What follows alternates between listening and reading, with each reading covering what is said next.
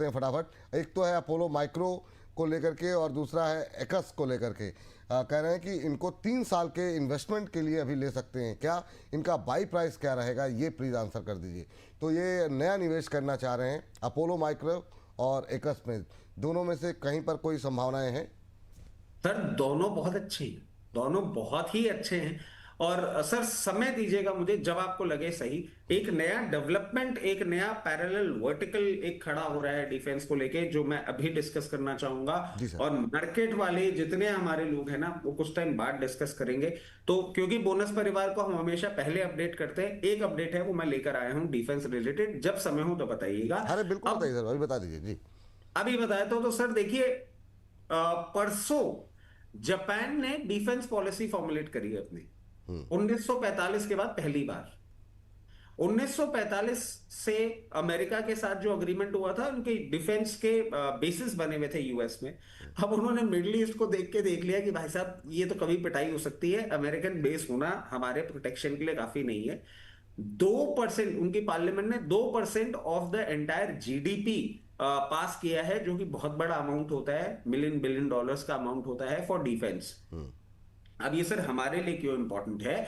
हमारे लिए इंपॉर्टेंट है क्योंकि सर यामाहा, सुजुकी, कावासाकी, ये जितनी भी कंपनीज हैं जिनकी हम गाड़ी मोटरसाइकिल देख रहे हैं, ये 1945 के पहले डिफेंस में अपना काम करती थी।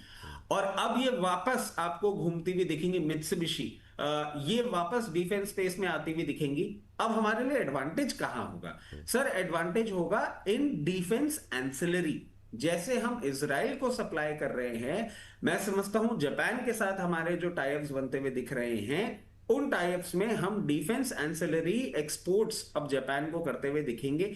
वैसे ही आपने देखा होगा 15 अगस्त को जो हमने स्पीच सुनी थी, उसमें 100+ कंट्रीज की बात हो रही थी। जापान का एक रोल प्ले बहुत ज्यादा स्ट्रांग रहेगा। इससे कॉन्ट्रा व्यू पॉइंट क्या बन रहा है कि जो हम टेक्नोलॉजी शेयर कर रहे थे, अभी तक हमारा सबसे बड़ा पार्टनर रशिया था, अब जापान भी हमारा पार्टनर आपको बनता हुआ दिखेगा। हमारे डिफेंस स्पेस में और आपको ग्रोथ आती हुई दिखेगी। एंड टू एन एक्सटेंट, जितना मैं इस डील को समझ पा रहा हूं, जितना मैं जियोपॉलिटिक्स समझ पा रहा हूं, हो सकता है इनिशियल थंप हम जो देंगे जापान के डिफेंस में, जापान से रेलवे सपोर्ट हमको आता हुआ आपको देखने को मिलेगा। और हमारे और जापान के टाइज और ज्यादा स्ट्रॉन्ग होंगे। और एशियन रीजन में जो हम पकड़ धीरे धीरे अपनी बढ़ा रहे हैं, और चाइना+1 को हम जिस तरीके से आगे एग्रेसिवली लेके जा रहे हैं, हमारे डिफेंस, रेलवे, इन दोनों के लिए ये एक अच्छी चीज बनती हुई आपको दिख सकती है। तो मैं समझता हूं डिफेंस एंसिलरी, अभी क्योंकि एकस इन्होंने पूछा है, जी इसलिए उसके पहले अच्छा हुआ हमने कवरेज कर लिया। अब अपोलो माइक्रो की बात कर लेते हैं। बिल्कुल पोजीशन बनाइए, अच्छा स्टॉक है, बहुत टाइम से नहीं चला है। और इसमें अगर आप 3 साल का टाइम होराइजन लेके चल रहे हैं, तो मैं एक चीज कहना चाहूंगा, just being a very conservative person, मैं ये नहीं बोल रहा हूं ये लेवल्स आएंगे, बट मेंटली प्रिपेयर रहिएगा किसी भी मार्केट करेक्शन में, क्योंकि अगर ईरान एग्रेसिव होता है तो मार्केट करेक्शन आना लाजमी है। डिफेंसिव था, अब ऑफेंसिव होने की कोशिश कर रहा है। किसी 3 साल के टाइम पीरियड में किसी भी मार्केट करेक्शन में अगर ये 324 रुपए तक भी आ जाए, तो विचलित ना हुआ, वहां पोजीशन इंक्रीज करिएगा।